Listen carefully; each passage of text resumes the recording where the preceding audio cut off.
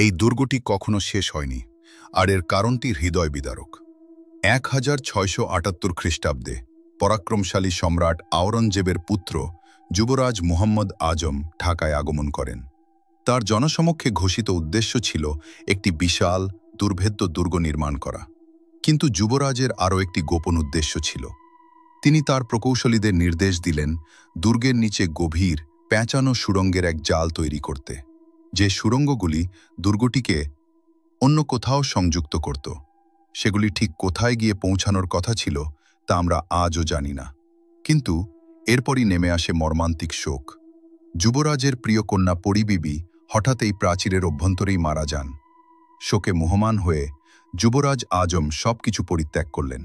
তিনি দুর্গটি অসমাপ্ত রেখে গেলেন। সুড়ঙ্গগুলি রইল অসম্পূর্ণ, আর সমস্ত গোপনীয়তা চাপা পড়ে রইল মাটির নিচে। সেই দিন থেকে স্থানীয়রা বলতে শুরু করেন দুর্গটি অভিশাপগ্রস্ত। আর সেই রহস্যময় সুড়ঙ্গগুলি, সেগুলি পরিণত হলো সম্পূর্ণ ভিন্ন কিছুতে, আরও বেশি ভয়ঙ্কর কিছুতে।